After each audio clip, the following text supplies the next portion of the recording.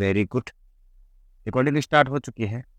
और जैसा कि आप सबको पता है कि हम पढ़ रहे थे आचार्य रामचंद्र शुक्ल 1008 रूपन लगाते हैं ना, वो जगत पिता परम परवाधिपति 1008 श्री श्री श्री, है ना, आचार्य रामचंद्र शुक्ल जी का हिंदी साहित्य का इतिहास। हमने इसमें वीर गाथा काल, भक्ति काल को, ठीक है ना, बिना किसी, जो कहते हैं ना, दुविधा के साथ हमने इसको संपूर्ण कर लिया है। रीतिकाल हमने शुरू किया था। रीतिकाल के अंदर 3 प्रकरण हम पढ़ेंगे और हम पढ़ रहे हैं। रीतिकाल के शुरुआती कारण मैंने बताया आपको। रीतिकाल के प्रवर्तक हमने डिस्कस किए। प्रकरण संख्या 1 को पढ़कर प्रकरण संख्या 2 में हम आ चुके थे, जिसके अंदर लगभग 57 के आसपास कवि हैं शुक्ल जी ने जिनका वर्णन किया है। उनमें से जो वेरी वेरी इंपोर्टेंट कवि हैं, उनकी एक एक पंक्ति, उनको विस्तार से समझ के हम पढ़ रहे हैं। तो गौण कवि है, उसकी भी एक एक पंक्ति पढ़ रहे हैं, बस उनको हम रचना से संबंधित ही याद कर रहे हैं। तो जो विशेष महत्वपूर्ण है उनको तो मैं आपको बता दे रहा हूँ, और जिनको छोड़ने के लिए कह रहा हूँ, आप यकीन मानिए उनको छोड़ दीजिए कन्फर्म में भी। आपको किसी भी प्रकार का एग्जाम हो, चाहे छत्तीसगढ़ का एग्जाम हो, चाहे आपका, चाहे पाकिस्तान में किसी एग्जाम की तैयारी कर रहे हो, अगर आप हिंदी साहित्य आता है तो यकीन मानिए वहाँ से प्रश्न नहीं आएगा। ठीक है ना, ये मैं गारंटी देता हूँ आपको। फिर भले आप बाद में मुझसे बात कर सकते हैं कि भाई आपने बोला था नहीं आएगा और आया, आ गया, कैसे आ गया, नहीं, ये गारंटी नहीं आएगा। ठीक है, बात करते हैं 26वें 27वें कवि दलपति राय के। जो भी महत्वपूर्ण कवि थे हम पहले पढ़ चुके थे। 26वें 27वें कवि हैं दलपति राय और बंशीधर दलपति। तो राय महाजन, बंशीधर ब्राह्मण थे। दोनों अहमदाबाद के रहने वाले थे। इन दो लोगों ने संवत 1792 में उदयपुर के महाराणा जगत सिंह के नाम पर अलंकार रत्नाकर नामक ग्रंथ बनाया, जिसका भी आधार ग्रंथ कौन सा था? भाषा भूषण। भाषा भूषण किसका है? जसवंत सिंह का अलंकार ग्रंथ है। भाषा भूषण के साथ प्राय वही संबंध है जो कोल्यानंद का चंद्रालोक के साथ है। कोल्यानंद किसकी रचना है ये पूछा जाता है बार बार, अप्पय दीक्षित की। ठीक है, जबकि चंद्रालोक किसकी है? जयदेव की चंद्रालोक। ठीक है, तो इस ग्रंथ में विशेषता यह है कि अलंकारों के स्वरूप समझाने का प्रयत्न किया गया है। इस कार्य के लिए गद्य व्यवहृत हुआ है। इतिकाल के भीतर व्याख्या के लिए कभी कभी गद्य का उपयोग कुछ ग्रंथकारों के सम्यक निरूपण की उत्कंठा सूचित करता है। इस उत्कंठा के साथ गद्य की उन्नति की आकांक्षा का सूत्रपात समझना चाहिए, जबकि सैकड़ों वर्ष बाद पूरी हुई है। ठीक है, उतना खास महत्वपूर्ण बिल्कुल भी नहीं है। अलंकार रत्नाकर नाम से रचना बताइए, जो कि इनकी बताइए दलपति राय और बंशीधर दलपति नाम से कुछ कवि है। अलंकार रत्नाकर में उदाहरणों पर अलंकार घटाकर बताए गए हैं। उदाहरण दूसरे अच्छे कवियों के भी बहुत से हैं। इससे ये अध्ययन के लिए काफी उपयोगी है। दंडी आदि कहीं संस्कृत आचार्य के उदाहरण भी दिए गए हैं। हिंदी कवियों की लंबी नामावली ऐतिहासिक खोज में बहुत उपयोगी है। ठीक है, कवि भी ये लोग अच्छे थे। पद्य रचना की निपुणता के अतिरिक्त इसमें भावुकता और बुद्धि वैभव दोनों है। इनका एक कविता नीचे दिया गया है जो उनको बिल्कुल भी नहीं पढ़ना है। ठीक है, नीचे चलते हैं। सोमनाथ, वेरी वेरी इंपॉर्टेंट है सोमनाथ। जब नाम, जितना बढ़िया नाम है, जितना आसान नाम है, उतनी आसान इनकी रचनाएं भी, याद हो जाएगा। ठीक है ना, इनका पूछा जाता है रचनाएं और रचनाओं की विशेषताएं। ये माथुर ब्राह्मण थे। भरतपुर के महाराज बदन सिंह के कनिष्ठ पुत्र प्रताप सिंह के यहाँ रहते थे। कोई बात नहीं, कहीं के भी रहे, हमको इससे कोई मतलब नहीं है। बस इतना सा पता होना चाहिए कि संवत 1794 में रस पीयूष निधि नाम का रीति का विस्तृत ग्रंथ बनाया। अब इसने खुद नहीं कह दिया रस पीयूष निधि, रस पीयूष निधि। आगे बात ये बताओ, रस पीयूष प्रकाश ये नहीं होगा? सोम, सोम रस कहते हैं ना, बोलो सोम रस पीते मिलता है स्वर्ग में, तो है ना। तो समझ जाइए सोम रस का मतलब एक प्रकार से एक ऐसा रस जो कैसी है? पीयूष निधि है। ठीक है ना। तो कुल मिला के खुद इसने कह दिया कि रीति का विस्तृत ग्रंथ है। अतः इसमें निधि है, खजाना है, तो खजाने में एक चीज थोड़े होगा यार, हीरा जवाहरात रत्न वगैरह सब कुछ हो गया ना इसमें तो। ठीक है ना, इसलिए याद रखिएगा बिल्कुल। इसमें पिंगल, काव्य लक्षण, प्रयोजन, भेद, शब्द शक्ति, ध्वनि, भाव, रस, रीति, गुण, दोष आदि विषयों का निरूपण हुआ है। अतः हम कह सकते हैं कि रस पीयूष निधि जो है वो सर्वांग निरूपक ग्रंथ है। सर्वांग निरूपक ग्रंथ है ये। अब आप कहोगे सर ऐसे तो आपने सुधा निधि भी बताया था। भाई सुधा निधि जो मैंने बताया, सुधा में सिर्फ रस आ रहा है, रस है ना। तो यानी कि रस, अमृत रस, सुधा, सुधा यानी कि प्रकार से अमृत सुधा। ये रस निरूपक ग्रंथ है ओनली। तोष का ग्रंथ है, मैंने कल ही बताया था आपको। तोष का बहुत इंपॉर्टेंट है यार। तोष का सुधा निधि 1000 बार पूछा गया एग्जाम में, आगे हो जाएगा। ये दास जी के काव्य निर्णय से बड़ा ग्रंथ है। रस पीयूष निधि जो है वो कौन से? दास जी, भिखारी दास जी का जो काव्य निर्णय है ना, उससे भी बड़ा ग्रंथ है ये। काव्यांग निरूपण में श्रीपति, श्रीपति कौन? जो काव्य सरोज के लेखक है और सरोज का लिखा है। और भिखारी दास के समान ही है काव्यांग निरूपण में ये श्रीपति और भिखारी दास के समान ही है। विषय को स्पष्ट करने की प्रणाली इनकी बहुत अच्छी है। ठीक है। विषय निरूपण के अतिरिक्त कवि कर्म में भी ये सफल हुए हैं। कविता में इनका उपनाम शशिनाथ भी है, तो आपको याद होना चाहिए शशिनाथ ऐसे लिखा हुआ है इसमें, स स्लेट वाला, सांप वाला है ना, शशिनाथ। और स से सोमनाथ, स से शशिनाथ। इनमें भावुकता और संदर्भिता पूरी थी, इससे इनकी भाषा में कृत्रिमता नहीं आने पाएगी। इनकी एक अन्योक्ति कल्पना की मार्मिकता और प्रसादपूर्ण व्यंग्य के लिए बहुत प्रसिद्ध है। सघन और पेचीदे मजबूत गांठने के फेर में न पड़ने के कारण इनकी कविता को साधारण समझना चाहिए। साधारण समझना सहृदयता के सर्वथा विरुद्ध है। अच्छा, रस पीयूष निधि के अतिरिक्त उन्हें में 3 और ग्रंथ मिलते हैं। भाई इनके 3 और ग्रंथ मिलते हैं, कोई बात नहीं, मिलने दो। इसमें से कृष्ण लीलावती है, एक सुजान विलास है और एक माधव विनोद नाटक है। देखो, माधव विनोद नाटक उस कृष्ण लीलावती पंचाध्यायी को आप ज़्यादा गहराई से मत याद करना, लेकिन रस पीयूष निधि को आपको कंठस्थ करना ही है, इसका तो कोई तोड़ नहीं है। लेकिन सुजान विलास को भी याद करना है। सुजान विलास बहुत आसान है यार, कंफ्यूज होना ही नहीं है ना। सुजान विनोद में द आ रहा है, कोई बात नहीं, आने दो, देव की रचना हो जाएगी। सुजान विलास में ऑटोमेटिकली लास्ट में स आ रहा है, खुद चीख चीख के कह रहा है मैं सोमनाथ की रचना हूँ, सोमनाथ की रचना हूँ, सोमनाथ की रचना। ठीक है। सुजान हित प्रबंध, अब सुजान हित प्रबंध जो है वो घनानंद की रचना हो जाएगी, जबकि प्रबंध लगने होने से ये प्रबंध रचना नहीं है, ये तो मुक्तक रचना ही है।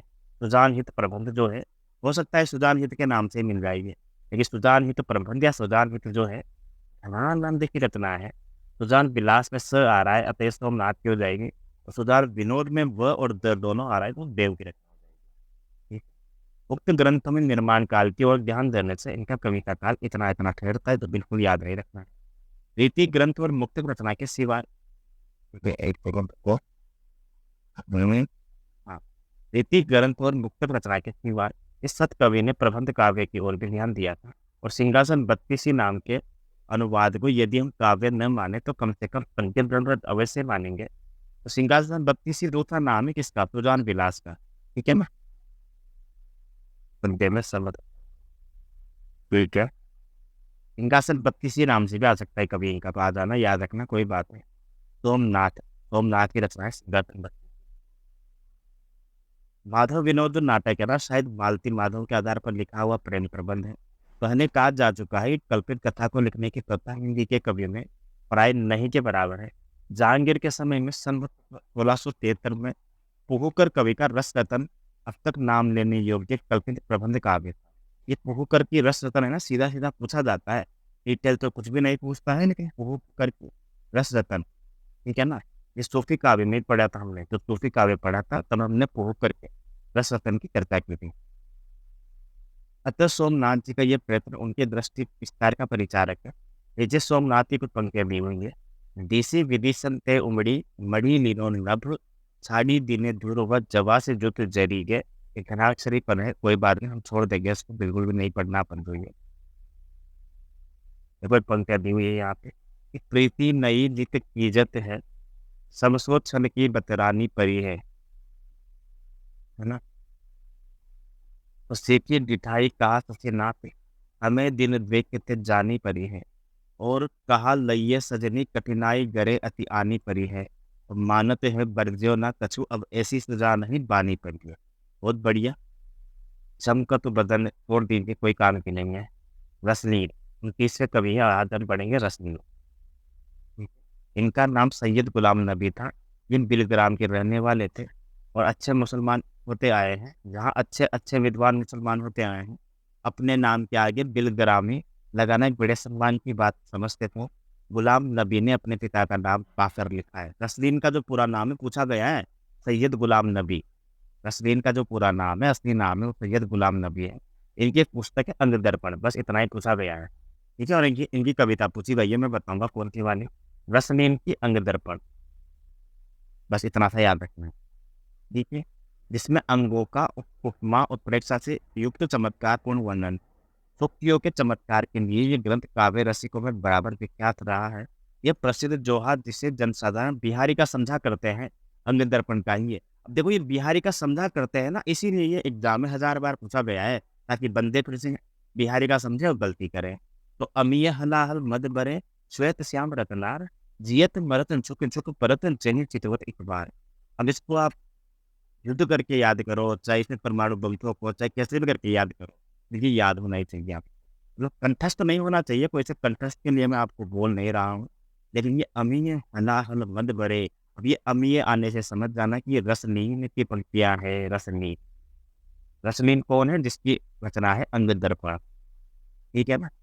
बहुत बढ़िया, याद रखिएगा, वेरी वेरी इंपॉर्टेंट है, इसका कोई तोड़ नहीं है। नीचे पंक्तियां देखो आप। अंग दर्पण के अतिरिक्त रसलीन जी ने रस प्रबोध नाम का भी ग्रंथ लिखा है, जो कि रस निरूपण का ग्रंथ है, दोहों में बनाया गया है। और रस भाव नायिका भेद सठ ऋतु 12 मासा आदि अनेक प्रसंग आए हैं। रस विषय का अपने ढंग का एक छोटा सा ग्रंथ, अच्छा सा ग्रंथ है। रसलीन ने स्वयं कहा है कि छोटे से ग्रंथ को पढ़ लेने पर रस का विषय जानने के लिए और ग्रंथ की आवश्यकता नहीं रहेगी। यह ग्रंथ अंग दर्पण के जैसा प्रसिद्ध नहीं हुआ है। कौन सा? रस प्रबोध नाम से भी एक ग्रंथ हम पढ़ते हैं, जो भी रसलीन का ये, वह तो वैसे ही याद हो जाएगा, रसलीन का रस प्रबोध। रसलीन ने अपने दोहों की रचना तक ही रखा है, इसलिए पदावली की गति द्वारा नाथ सौंदर्य का अवकाश कम रह गया है। अतः चमत्कार उक्ति व्यक्तित्व की और इन्होंने अधिक ज्ञान प्रचार है। नीचे कुछ दोहे दिए गए हैं जो हम याद नहीं रखते। ठीक है, चलो नीचे चलते हैं, नहीं इम्पोर्टेंट है ये, बहुत बढ़िया। तीसरे कवि है ये बंदी जन के, बंदी जन एक प्रसिद्ध कवि है रघुनाथ। ये बंदी जन एक प्रसिद्ध कवि है, तो काशी राज महाराजा बरीबंड सिंह की सभा को सुशोभित करते हैं, जो बहुत महत्वपूर्ण होगा और वेरी इंपॉर्टेंट होगा। मैं उनको विस्तार से वही समझा दूंगा, खुद ही याद करवा दूंगा, आप बस इसको चलने दीजिए। ठीक है ना? आपको हो जाएगा कि ठीक है, हमने शुक्ल जी वाली पुस्तक पढ़ ली है। ठीक है, इस कहानी है। और काशी नरेश ने इन्हें 14 ग्राम दिया था। इनके पुत्र गोकुलनाथ, पौत्र गोकुलनाथ और गोकुलनाथ के शिष्य मणिदेव ने महाभारत का भाषा अनुवाद किया था, जो काशीराज के पुस्तकालय में है। ठाकुर शिवचंद्र ने इनके 4 ग्रंथों के नाम लिखे हैं, काव्य कलाधार, रसिक मोहन, जगत मोहन और इश्क महोत्सव। बिहारी सतसई की एक टीका का भी उन्होंने उल्लेख किया है।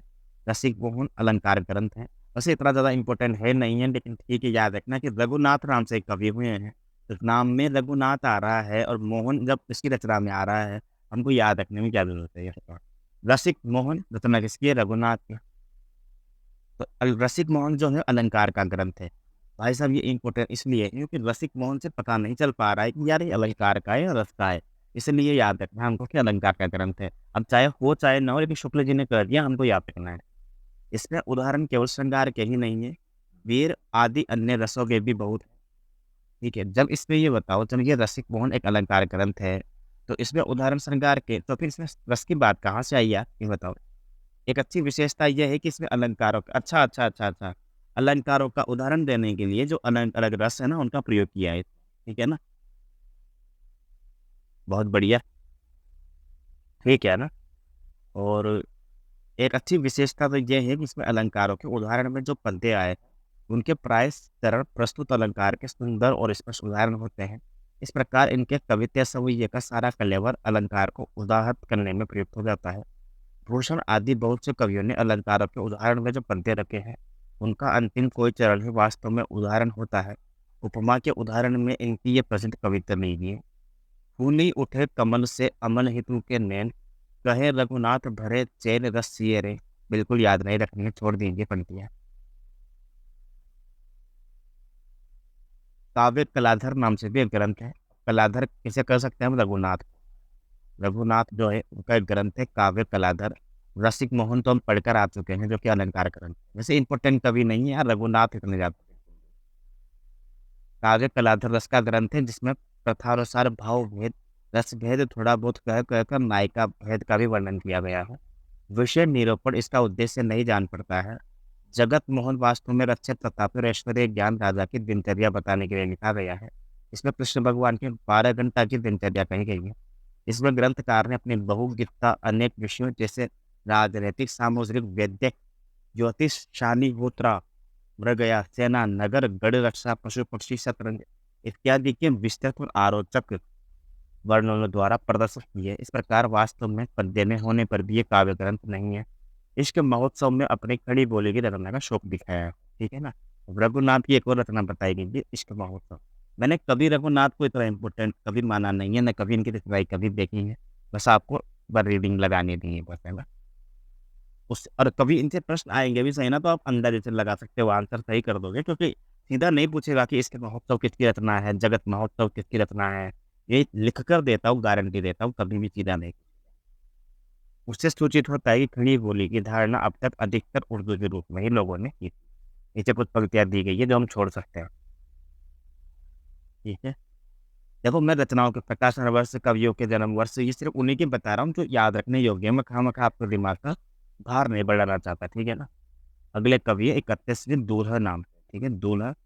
हालाँकि हमने जब कालिदास त्रिवेदी पढ़े थे, तब वहाँ पर ही हमने इनका डिस्कस कर लिया था कि कवि कुल कंठाभरण नाम से इनका ग्रंथ है। इसके अलावा और कुछ भी इम्पोर्टेंट पढ़ लेते हैं जल्दी से। कि दूल्हा जो है कालिदास के पौत्र उदयनाथ कविंद्र के पुत्र थे। ऐसा जान पड़ता है कि अपने पिता के सामने अच्छी कविता करने लगे थे। कुछ दिनों के लिए अपने पिता के समसामयिक रहे थे ये, और कविंद्र के रचे हुए ग्रंथ 1860 तक मिलते हैं। अतः इनका कविता काल संवत 1800 से लेकर संवत 1825 तक माना जाना चाहिए। इनका बनाया एक ही ग्रंथ मिला है, जो है कविकुल कंठाभरण। देखो, याद हो जाएगा आपको, ये कैसे भी करके याद करना है, पर दूल्हा जो है ना, दूल्हा नाम का जो कवि है, वो क्या है, कविकुल का कंठ का भरण है, वो एक प्रकार से याद करो आप। भरण मतलब आते ही भरण आ जाए, भूषण आ जाए। मैंने आपको कहा है, इस प्रकार के ग्रंथों को हम अलंकार ग्रंथ कहते हैं। कविकुल कंठाभरण अलंकार ग्रंथ है। याद रखना है, वेरी वेरी इंपॉर्टेंट। ठीक है, याद हो जाएगा, बहुत आसान है, पर ये बात है कि 1000 बार पूछा गया है ये, और 1000 लगा के पीछे परसेंटेज लगा लो, इतना इम्पोर्टेंट। इसमें निर्माण काल नहीं दिया गया है, और फुटकल कविता भी सुने जाते हैं। कविकुल कंठाभरण अलंकार का एक प्रसिद्ध ग्रंथ है। इसमें यद्यपि लक्षण और उदाहरण एक ही पद में कहे गए हैं, पर कवित्व और सवैया के समान बड़े छंद लेने से अलंकार स्वरूप उदाहरण दोनों के सम्यक कथन के लिए पूरा अवकाश मिला है। भाषा भूषण आदि दोनों में प्रकार के ग्रंथों में यही विशेषता है। इसके द्वारा सहज में अलंकारों का चलता बोध हो सकता है। इसी से दुल्हा जी ने इनके संबंध में आप कहा है, जो या कंठाभरण को कंठ करे चित लाए, सभा मध्य शोभा लय अलंकृति ठहराए। तो वैसे ये पंक्तियाँ इम्पोर्टेंट बिल्कुल भी नहीं है। आएगी भी तो आप दिमाग से लगा दोगे कि यार ये कंठाभरण के लेखक दुल्हा की पंक्ति। इनके कवि कुल कंठाभरण में 85 पंक्तियाँ हैं, यानी कि 85 छंद है टोटल। फुटकल जो कवित्व मिलते हैं, वे अधिक से अधिक 15 या 20 होंगे। अच्छा, पंक्तियाँ अलग है, ठीक है, चलो कोई दिक्कत नहीं है। इनकी रचना बहुत थोड़ी है, पर थोड़ी होने पर भी इनमें अच्छे अच्छे प्रतिभा संपन्न कवियों की श्रेणी में प्रतिष्ठित कर दिया है। देव, भिखारी दास, मतीराम आदि के साथ दोल्हा का नाम भी लिया जाता है। इनकी इस सर्वप्रियता के कारण इनकी रचना की मधुर कल्पना, मार्मिकता और प्रौढ़ता है। इनके वचन अलंकारों के प्रमाण में भी सुनाए जाते हैं, और सहृदय श्रोताओं के मनोरंजन के लिए भी। किसी कवि ने इन पर प्रसन्न होकर यहाँ तक कहा है कि और बराती सकल कवि दूल्हे दूल्हे राय। ठीक है ना, इनको बिल्कुल भी इम्पोर्टेंट नहीं। किस कवि ने कहा, ये जब नाम ही नहीं दिया है तो हम कैसे याद रखेंगे। और दूल्हा दूल्हा कवि के बारे में कहा है, तो हमको वैसे ही पता चल रहा है ये तो पंक्तियों से, है ना, कि और बराती सकल कवि दूल्हा दूल्हा राय। वैसे पता चल रहा है ये कि कवि कुलकंठाभरण के लेखक के बारे में ये पंक्तियां करनी है। आगे चलते हैं। नीचे पंक्तियां बिल्कुल भी याद नहीं रखोगे, ठीक है ना। अगले कवि है कुमार मणि भट्ट, 32वें कवि है। इनका कुछ व्रत ज्ञात नहीं है, फिर भी कोई तरह लिखी हुई है पंक्तियाँ। रसिक रसाल नाम का एक ग्रंथ है, बड़ा अच्छा लिपि ग्रंथ है। ग्रंथ में अपने पुत्र हरिवल्लभ को पुत्र कहा है। अच्छा, अपने आप को शिव सिंह ने अपने गोकुलवासी कहा है, शिव सिंह ने इन्हें गोकुलवासी कहा है, और सब यह नीचे दिया गया है। बिल्कुल भी इंपॉर्टेंट नहीं है। बस ये है कि नगेंद्र वाली पुस्तक में भी हम कुमार मणि भट्ट का नाम पढ़ते हैं। प्रश्न वगैरह तो मैंने कभी देखा नहीं है, लेकिन रसिक रसाल जो है कोई इतना कठिन भी नहीं है याद करना। तो अगर हम लिख लेंगे रसिक रसाल और सामने लिखेंगे कुमार मणि, तो हमको याद वैसे भी हो जाएगा। हमारी मिस्टिंग है, जो हमारे नोट, हमको कंठस्थ नहीं करना, सिर्फ दिमाग में देखना है, रिवीजन करना है। कुमार मणि का रसिक रसाल, रसिक रसाल कुमार मणि, ठीक है ना, ये याद रखना है। बहुत बढ़िया। गावे बधुर मधुरे सुर, गीतन प्रीतम संग न बाहिर आई, ये बिल्कुल याद नहीं करना है भाई। नीचे चलते हैं। 33वें कवि है शंभुनाथ मिश्र। इस नाम के कई कवि हुए हैं, कई कवि हुए तो होने तो उनको याद बिल्कुल नहीं रखना है। पर देखो क्या है कि जिनमें से एक संवत 1806 में, दूसरे इतने टाइम पे और तीसरे इतने टाइम पे हुए। ये यहाँ प्रथम का उल्लेख किया जाता है, जिनमें रसिक, रस कल्लोल, रस तरंगिणी और अलंकार दीमक नामक 3 ग्रंथ बनाए हैं। बिल्कुल याद नहीं रखना है आपको, ठीक है ना? वैसे भी रस तरंगिणी और क्या नाम है, रसमंजरी, ये दोनों ग्रंथ जो है वो भारतीय काव्य शास्त्र के आचार्य भानुदत्त के हैं ये। तो बस ये याद रखना है, ये जरूर पूछा जाता है लाख बार। पर ये शंभुनाथ मिश्र के रस कल्लोल, रस तरंगिणी, अलंकार दीप उतने ज़्यादा याद नहीं रखना है, ठीक है? 3 ग्रंथ हैं। ये अश्वत्थर के राजा भगवंत राय खिंचे के यहाँ कहते हैं। अलंकार दीप में अधिकतर दोहे हैं। आपने देखा होगा यार, कहीं पे भी आप पढ़ते हो तो हर चीज़ को इम्पोर्टेंट बताते हैं कि ये देखो ये भी वेरी वेरी इंपॉर्टेंट है, ये लिख लेना, लिख लेना, लिख लेना। पर यार ठीक है यार, मतलब गौण रचनाओं से अच्छा तो जो मुख्य रचना है उनको 10 बार पढ़ेंगे, 20 बार पढ़ेंगे तो ज़्यादा अच्छा रहेगा ना। इन गौण रचनाओं को अगर 1 बार पढ़ लिया, 2 बार पढ़ लिया, बहुत है यार, ठीक है?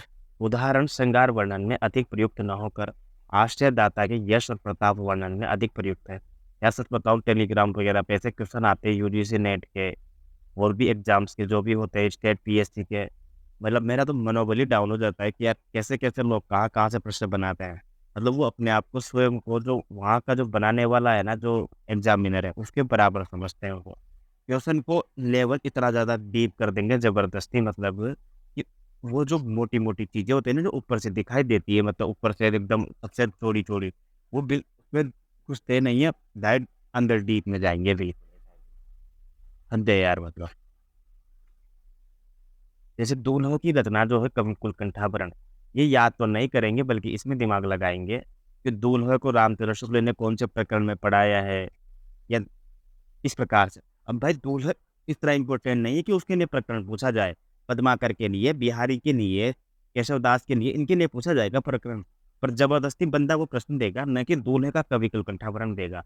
वो क्या प्रश्न देगा कि कवि कुलकंठाभरण के अंदर किसका भेद किया गया है, या कवि कुलकंठाभरण के अंदर की चीजें बताएगा जबरदस्ती आपको प्रश्न में।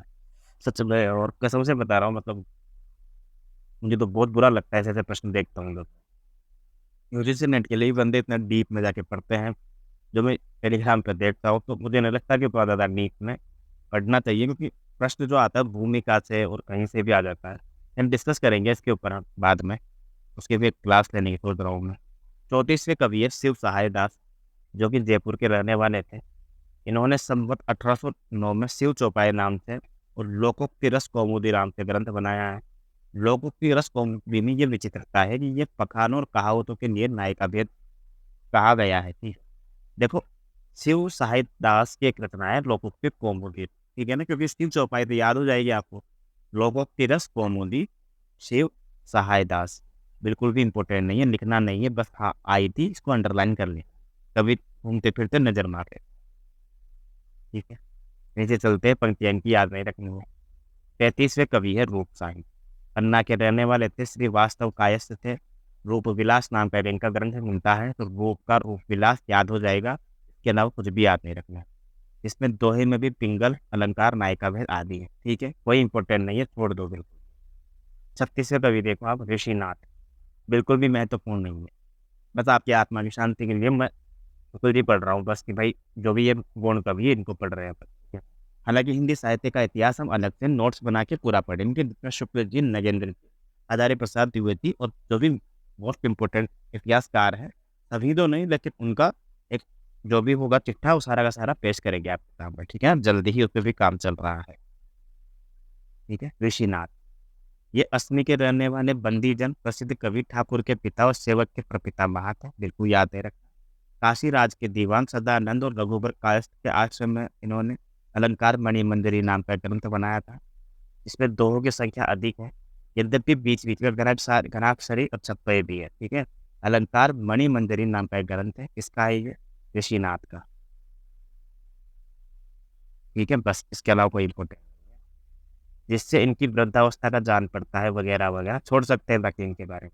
कविता ये अच्छी करते थे, एक कविता भी नीचे दिया गया है जिसको हमको बिल्कुल नहीं पढ़ना है, याद भी नहीं करें। नीचे चलते हैं। बेरी साहब नाम के कविया है, इनकी सिर्फ रचना इंपॉर्टेंट है, भाषा भरम, ठीक है ना? वेरी वेरी इंपॉर्टेंट है। ये असली के रहने वाले थे और इनकी तो एक विशेषता भी इंपॉर्टेंट है, मैं बताऊंगा कौन सी वाली। कि ये असली के रहने वाले ब्राह्मण भट्ट थे, बेरी साल, इनके वंशधर अब तक असनी में रह रहे हैं। ये भाषा भरण नाम का एक अलंकार ग्रंथ है। इसमें प्राय दोहे हैं। दोहे बहुत सरस और अलंकारों के उदाहरण लिखे दिए गए हैं ना, कि नहीं कुरंग नहीं ससन की जड़ नहीं कलंक नहीं पंख, 20 बहे विसे तिरहा वही गई दिखी ससी अंक। एक ये इम्पोर्टेंट नहीं है। करत कोक नद मदहि रद तो पव हर्ष कुमार, भये अरुण अति दबी मनो पाए जेब के भार। छोड़ो इसको बिल्कुल भी।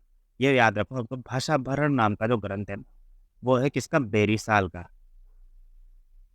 बेरी साल का जो ग्रंथ है वो जाएगा भाषा भरण, क्योंकि कौन सा भाषा भूषण ग्रंथ हमने पढ़ा था? जसवंत सिंह का। ठीक है, जसवंत सिंह का हो जाएगा भाषा भूषण। ठीक है ना, जसवंत सिंह का भाषा भूषण था अलंकार ग्रंथ, लेकिन बेरी साल का भाषा भरण हो जाएगा। आगे चलते 38वें कवि के रूप में कौन है? दत्ता। बिल्कुल भी इंपॉर्टेंट नहीं है दत्ता। दत्ता के बारे में कहा है कि ब्राह्मण थे, चरखारी के गुमान सिंह के दरबार में रहते थे। कविता काल इतना है। लालित्य लता नाम का एक ग्रंथ लिखा है, जो कि अलंकार ग्रंथ है, और बहुत अच्छे कवि हैं, बहुत बढ़िया है, बिल्कुल गर्व है, रह गया अपने को नहीं याद। इसे चलते हैं। लालित्य लता नाम का ग्रंथ हमने पढ़ा है दत्ता का। दत्ता लालित्य लता। ठीक है, इसे चलते हैं। रतन कवि। ठीक है, इनके व्रत ज्ञात नहीं है। जब ज्ञात नहीं था तो फिर लिखा ही क्यों शुक्ल जी? शिव सिंह ने इनका जन्म काल इतना इतना बताया है। इससे इनका कविता काल 1830 ठहरता है। श्रीनगर के राजा फतेह सिंह के यहाँ रहते थे। उन्हीं के नाम पर फतेह भूषण नाम का ग्रंथ भी बनाया था। इसमें लक्षणा व्यंजना फलाना डिम का सबका वर्णन है। उदाहरण वे श्रृंगार के पद्य न रखकर अपने राजा की प्रशंसा के लिए कविता भी रखे हैं। इन्होंने अलंकार दर्पण एक ग्रंथ भी लिखा है, जिनका निरूपण भी विशद है। उदाहरण भी बहुत मनोहर सरस है। ये एक उत्तम श्रेणी के कुशल कवि थे, इसलिए कोई संदेह नहीं हो। देखो ये अलंकार दर्पण थोड़ा बहुत इम्पोर्टेंट है भाई। देखो जब आप दर्पण में चेहरा देखते हो तो रत्नों से जड़ित आपका चेहरा देखते हो तो रतन कवि याद आ जाना चाहिए आपको। ठीक है, रतन का हालांकि इतना खास नहीं कि इसको याद करें में हम देख। ये अलंकार दर्पण जो है वो रतन कवि का है, अलंकार दर्पण, जबकि लालित्य लता दत्ता। अरे यार बिल्कुल भी इंपॉर्टेंट नहीं है, क्यों मैं भी आपको जबरदस्ती दिमाग में बोझ डाल रहा हूँ। ठीक है ना, वैसे अलंकार दर्पण रतन कवि का पढ़ा हुआ है, आया हुआ कृत नहीं है, और सीधा नहीं आता कभी भी। हरिनाथ नाम से एक कवि हैं, काशी के रहने वाले गुजराती ब्राह्मण। अलंकार दर्पण फिर से इन्होंने लिखा है, बिल्कुल इंपॉर्टेंट नहीं है, जिसके भीतर कई उदाहरण है। कर्म औरों से विलक्षण है। इस पहले अनेक दोहे में बहुत से लक्षण कहे गए हैं, साथ साथ में बीच में कविता भी दिए गए हैं। कविता साधारण है, अच्छी है। ठीक है, नीचे चलते हैं, पंक्तियां बिल्कुल इंपॉर्टेंट। अगले कवि देखिए आप, मनीराम मिश्र। पता नहीं यार शुक्ल जी ने मतलब शिव सिंह सेंगर जी के पास से मिश्र बंधु से जो भी मिला सबका सब चेप किया यहाँ पे। मनीराम मिश्र जो थे, इच्छाराम मिश्र के पुत्र थे। छंद छतपनी और आनंद मंगल नाम की दो पुस्तकें लिखी है। भाई देखो आनंद और मंगल आ जाएगा जब मनी आ जाएगी हमारे पास। मनीराम, ठीक है, मनीराम की आनंद मंगल, बस खत्म बात, और कुछ याद नहीं रखना। 42वें कवि है चंदन। ये रहने वाले बंदी जन थे, और गोड राजा कहाँ के? शाजापुर के। राजा केसरी सिंह के पास रहते थे। श्रृंगार सागर, काव्याभरण और कल्लोल तरंगणी 3 ग्रंथ लिखे हैं, जिसके अलावा कुछ और ग्रंथ भी लिखे मिलते हैं, जैसे केसरी प्रकाश, चंदन सत्सई, पथिक बोध, नक्षिक, नाममाला, तत्व संग्रह, पत्रिका बोर्ड, इत बसंत और कृष्ण काव्य, प्रज्ञा विलास। पता नहीं कौन सी दुनिया के ग्रंथ है यार ये, बिल्कुल भी महत्वपूर्ण नहीं है यार। ठीक है ना, किस कवि के? चंदन कवि के हो जाएगा काव्याभरण। अब ये देखो अलग से नाम दिया हुआ है ना काव्याभरण का, लिख लेना बस यार। थोड़ा सा सिलेबस पढ़ाई था वो आपका, और तो कुछ नहीं। मुझे माफ करना, ओम साई राम। ये एक अच्छे चलते कवि जान पड़ते हैं, इन्होंने काव्यभरण भी लिखा है। ठीक है, और फुटकल रचना तो इनकी अच्छी है से। शीत बसंत की कहानी भी इन्होंने प्रबंध काव्य के रूप में लिखी है।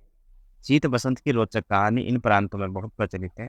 उसमें वी माता के अत्याचार से पीड़ित शीत बसंत नामक दो राजकुमारों की बड़ी लंबी कथा है। इनकी पुस्तकों की सूची देखने से धारणा होती है कि इनकी दृष्टि रीति ग्रंथों तक ही बद्ध न रहकर साहित्य के और अंगों पर भी थी। ठीक है ना, ये फारसी के अच्छे शायर थे और अपना तकल्लुस संदल रखते थे। इनके दीवाने संदल कहीं कहीं मिलते थे। उनका कविता काल इतना इतना माना जाता है। ये जिस समय यह दिया गया है, जय हो चंदन महाराज की, याद रहे रखना इनको। ज्ञानेश्वर कवि है देवकी नंदन। ये देवकीनंदन खत्री नहीं है बिल्कुल भी। इनके उपन्यास हमको याद रखने ही पड़ते हैं, याद रखने पड़ते हैं मतलब याद करना ही पड़ता है, कोई तोड़ नहीं है। देवकीनंदन खत्री के उपन्यास अगर आप प्रकाशन वर्ष के साथ भी याद करते हैं, तो भी आप एक बहुत बड़ा एहसान करते हैं हिंदी साहित्य को। देवकीनंदन मकरंद नगर के रहने वाले, पिता का नाम शशि शुक्ला, ससनी शुक्ल है ना इनको। संवत 1841 में श्रृंगार चरित्र और अवधूत भूषण और सरफराज चंद्रिका नामक रस और अलंकार के ग्रंथ बनाए हैं। संवत 1843 में ये कुंवर सरफराज गिरी नामक किसी धनाढ्य महंत की याद है। इन्होंने सरफराज चंद्रिका नामक अलंकार का ग्रंथ लिखा है।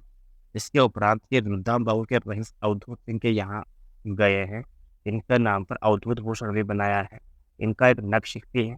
शिव सिंह को इनके बस इस नक्शिक का ही पता था, दूसरे ग्रंथों का नहीं। छोड़ सकते हैं, बिल्कुल बिल्कुल इंपॉर्टेंट है। श्रृंगार चरित्र में अगर जो भी ये वीडियो वगैरह देखा है, अगर वो मुझे ये कहेंगे कि हम गौण कवियों को छोड़ सकते हैं, बिल्कुल भी ना पढ़ें, तो वाकई में मैं इन गौण कवियों को बिल्कुल भी नहीं पढ़ाऊंगा, जीरो भी। लेकिन मुझे वो लगता है कि यार जो शुक्ल जी को पहली बार पढ़ रहे हैं ना, उनके मन में यह नहीं रहना चाहिए कि हाँ यार शुक्ल जी के कुछ कवि हमने छोड़ दिए हैं, उनकी आत्मा को शांति नहीं मिलेगी। इसलिए मैं सोच रहा था कि भाई गौण कवि है चाहे कैसे भी, चलो पढ़ा दो, है ना। पंक्तियाँ तो मैं नहीं पढ़ा रहा, क्योंकि पंक्तियाँ तो जब अर्थ समझ में नहीं आएगा तो अर्थ का हम क्या वैसे क्या फ़ायदा। इसलिए कम से कम गद्य तो पढ़ ही सकते हैं। हालाँकि बिल्कुल ज़ीरो इम्पोर्टेंट है ये भी।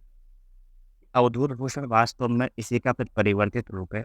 इनकी इसी भाषा मंजी हुई ये भावप्रवण बुद्धि वैभव की इनकी रचना में पाया जाता है।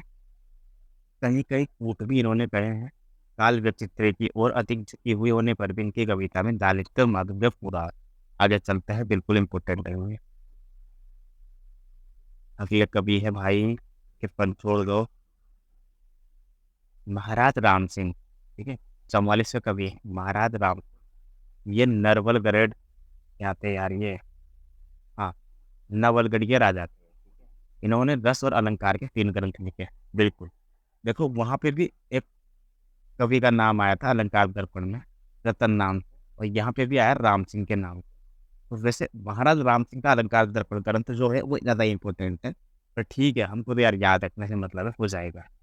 अब देखो मैंने आपको जब पढ़ाया था नगेंद्र, तब भी मैंने रस निवास की बात की कि रस का निवास कहाँ होगा, जहाँ राम का वास होगा। जहाँ राम का वास वहाँ रस निवास, जहाँ राम का वास वहाँ रस निवास हो गई। रस विनोद कहाँ पे होगा, भाई सुजान विनोद रचना देव की है। सुजान विनोद रचना देव की है, परंतु रस विनोद किसकी है? ये दोनों की दोनों रचनाएं रस है रस, रस है राम की, महाराज राम की। अलंकार दर्पण ज़्यादा इंपॉर्टेंट है, इन तीनों में से बाकी और इम्पोर्टेंट नहीं है। नायिका भी अच्छा ग्रंथ है, एक अच्छे कवि और प्रवीण कवि का, ठीक है ना, बहुत बढ़िया, ठीक है। तो थोड़ा सा इम्पोर्टेंट लगा, वेरी इम्पोर्टेंट। जैसे चलते हैं धान कवि, ठीक है। इनके पूरे नाम का पता नहीं है, तो हमको भी नहीं पता रखना। नरेंद्र भूषण नाम का अलंकार ग्रंथ बनाया है, केवल इतना ही पता लगता है कि ये राजा जोरावर सिंह के पुत्र थे और राजा रणजोर सिंह के बुंदेल के यहाँ पर रहते थे। इन्होंने अलंकारों के उदाहरण श्रृंगार उसके प्राय बराबर ही वीर भयानक अद्भुत आदि के रसों में रखे हैं। इनके ग्रंथों में कुछ नवीनता अवश्य दिखाई देती है, जो श्रृंगार के सैकड़ों वर्ष में फिस्ट फैशन के उबे हुए पाठक को विरामता देती है। इनकी कविता में भूषण किसी फड़क और प्रसिद्ध श्रृंगारियों की तन्मयता तो नहीं है, रचनाएं पुष्ट और परिमाण की। बिल्कुल भी याद नहीं रखना है कि हमने भान कवि पढ़ा है ना, दिमाग में जोर नहीं डालना। 41वें कवि का कब, 43वें कवि देखते हैं। अब आगे थान कवि, मुझे मचे लेते हैं, कभी भान कभी थान कभी चंदन कभी कोई वहाँ। थान कवि ये चंदन बंदी जिनके भांजे थे, डोंडिया खेरे में रहते थे। इनका पूरा नाम थान राय था और इनकी रचनाएं दलेल प्रकाश, ये पूछी गई है 1000 बार। दलेल प्रकाश जो है वो हो जाएगी किसकी, थान कवि की, ठीक है ना। तो इन्होंने सन्मत 1848 में दलेल प्रकाश नाम का एक द्वितीय ग्रंथ लिखा है। इसमें रईस दलेल सिंह के नाम पर बनाया गया है। इस ग्रंथ में विषयों का कोई क्रम नहीं है, हालांकि इसमें है तो गण भी है, रस भी है, भाव भेद दोष सभी है, कहीं कहीं पे अलंकार भी है, कहीं कहीं पे मूड हुआ तो राग रागनिया भी है, लक्षण भी है, पुराने टीकाकारों की गति है, अंत में चित्रकाव्य भी है। सारांश ये है कि इन्होंने कोई सर्वांगपूर्ण ग्रंथ बनाने के उद्देश्य से इसे नहीं लिखा है, अनेक विषयों में अपनी निपुणता का प्रमाण देने के लिए बस ये ग्रंथ लिखा है। ये इसमें सफल भी हुए हैं, ये कहना अवश्य पड़ता है कि ये जो विषय लिया है उसमें उत्तम कोटि की रचना की है। भाषा में मंजुलता और लालित्य है, ठीक है? और ह्रस्व वर्णों की मधुर व्यंजना इसमें हुई है। यदि अपने ग्रंथ को इन्होंने भानुमति का पिटारा न बनाया होता, तो एक ढंग पर चले होते तो इनके बड़ी कवियों की ख्याति होती, इसमें कोई संदेह नहीं। कोई बात नहीं, बड़े कवि होते तो और डिटेल में पढ़ना पड़ता। अच्छा हुआ, ऑलरेडी इतने सारे कवि। थान कवि का दलेल प्रकाश, इतना था याद रखो आप, ठीक है? थान कवि का दलेल प्रकाश। नीचे चलते हैं मेरे साथियों, तुम्हारे हवाले वो तुम साथियों। सच में क्या बताऊँ यार, बहुत ज़्यादा चल रहे हो आप। आगे चलते हैं। बेनी बंदी जल, ठीक है?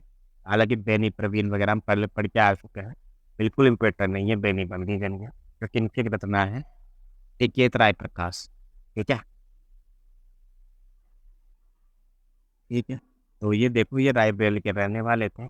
अवध के प्रसिद्ध वजीर महाराज टिकेत राय के आश्रम में रहते थे ये। टिकेत राय प्रकाश नाम का एक ग्रंथ बनाया था, और दूसरे ग्रंथ रस विलास में इन्होंने रस निरूपण किया है। तो ये थोड़ा सा याद रख लेना कि रस विलास नाम से एक ग्रंथ इनका ही मिलता है बेनी बंदी से, लिख लेना, बाकी इम्पोर्टेंट करना। ये अपने दोनों ग्रंथों कर इतना प्रसिद्ध नहीं हुए जितना कि भंडोवा के लिए भंडोवा का एक संग्रह लिखा है, भंडोवा संग्रह। ये भी इम्पोर्टेंट। कभी क्या है ना, नाम अलग है ना, थोड़ा यूनिक है। भंडोवा संग्रह, तो भ से भंडोवा, ब से बेनी बंदी जन, ठीक है ना? हालांकि ब और भ एक ही परिवार के वर्ण है ना, याद रख लेना आप। भंडोवा संग्रह बेनी बंदी जन, बस इतना था याद। खंडोबा हास्य रस के अंतर्गत आता है। उसमें किसी की उपहासपूर्ण निंदा रहती है। यह प्राय सब देशों में साहित्य के अंग रहा है।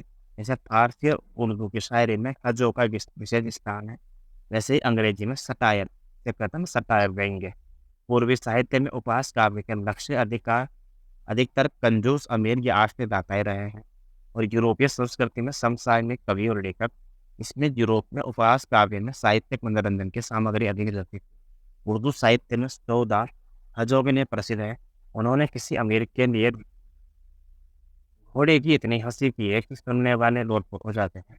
इसी प्रकार किसी कवि ने औरंगजेब की दी हुई हथिनी की भी निंदा की है, ठीक है? नीचे पंक्तियाँ दी गई है, हमको याद नहीं रख। आगे चलते हैं।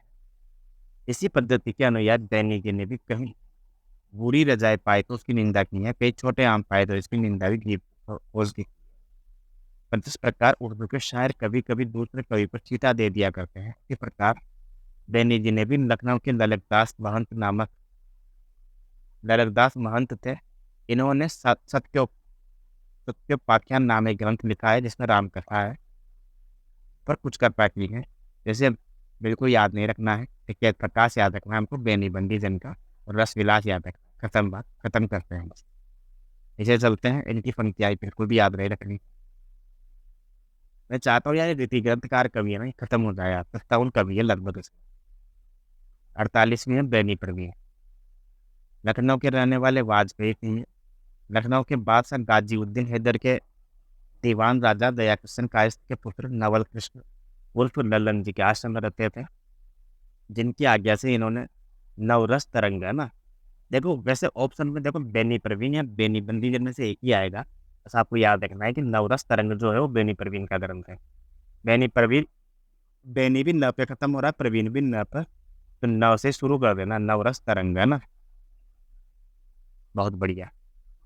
इसके पहले श्रृंगार भूषण नाम का एक ग्रंथ भी लिखा था।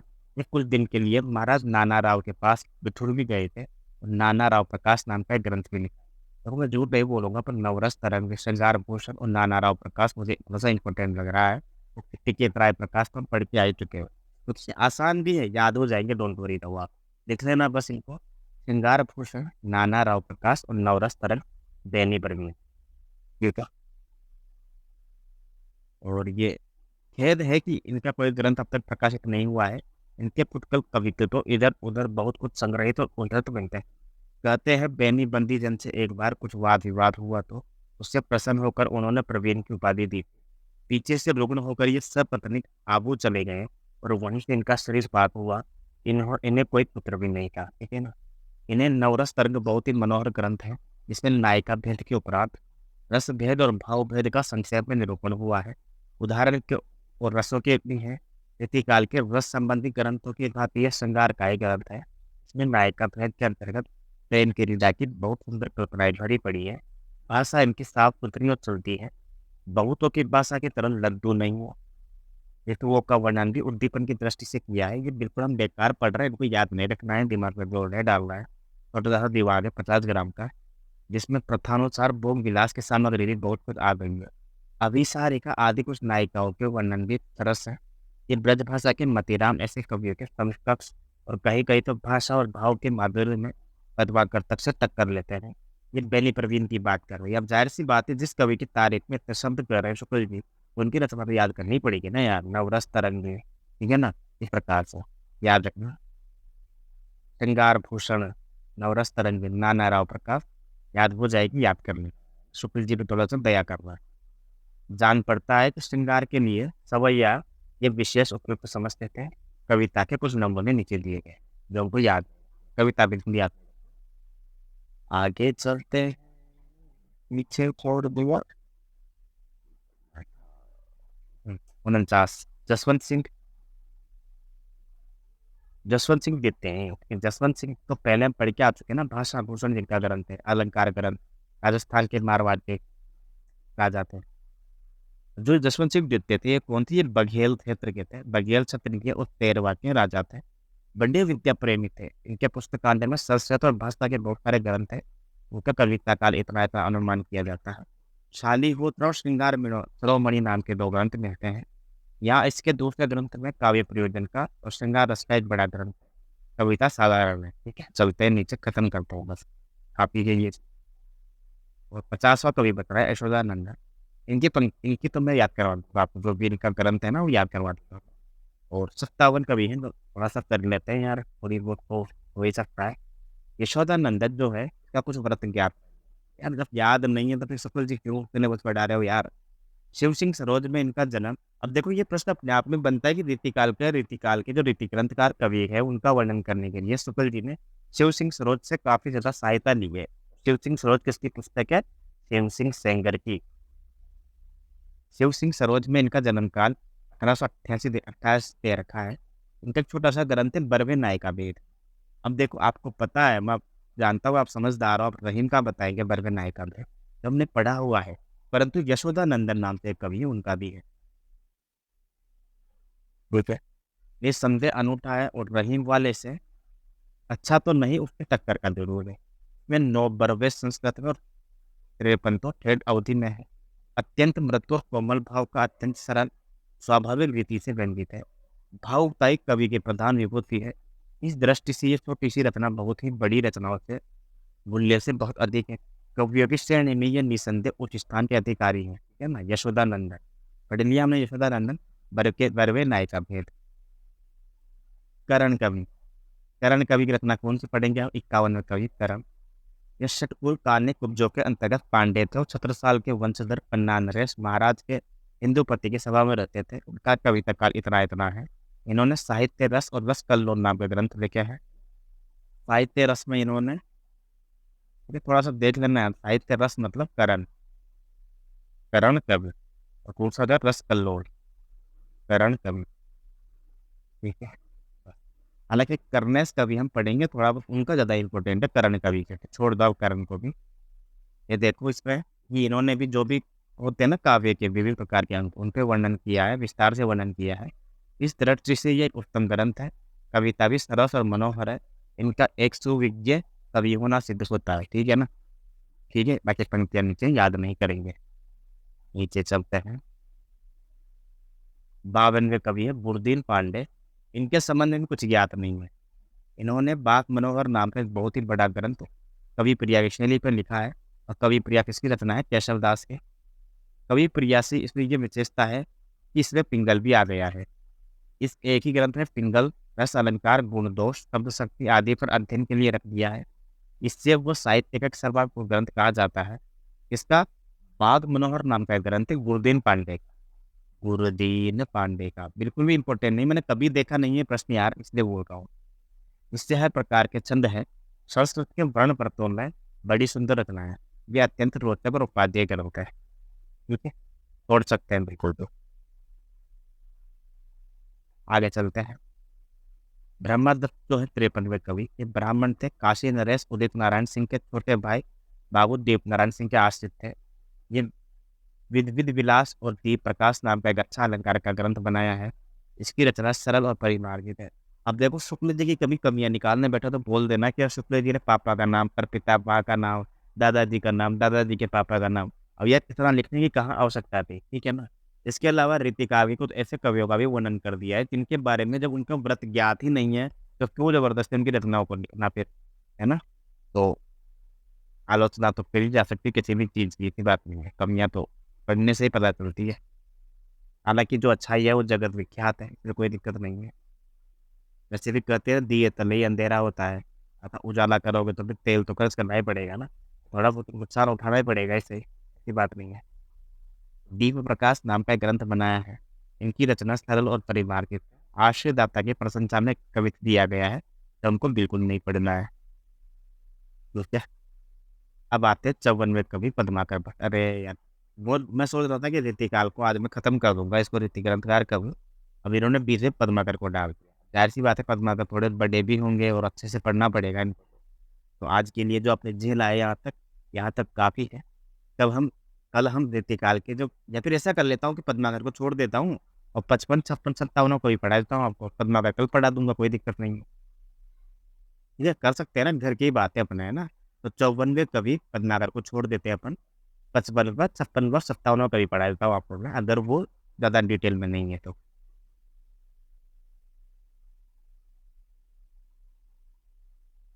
ठीक है ना, रूप पद्माकर तो विस्तार से पढ़ना पड़ेगा, वो भी समझ समझ के। ठीक, कितना बचा हुआ है बताना एक बार मुझे, 55 56 57 में कितना बचा हुआ है।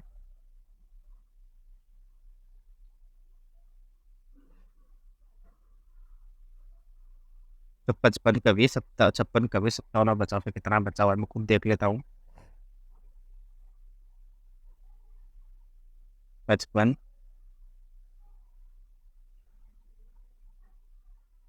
56, प्रताप शाही। प्रताप शाही के बाद हो जाएगा अपना 57 में हो जाएगा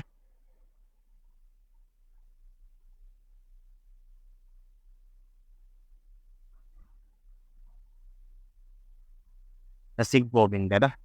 उनके 9 ग्रंथ है। ठीक है यार, बहुत बढ़िया। ऐसे यार काफी सारा है, कोई दिक्कत नहीं है यार, कल ही करेंगे अपन ये, ठीक है ना, कोई परेशानी वाली बात नहीं है। 54 कवि हमने पढ़ लिए हैं 54वें कवि के रूप में, कल पद्माकर को पढ़ेंगे।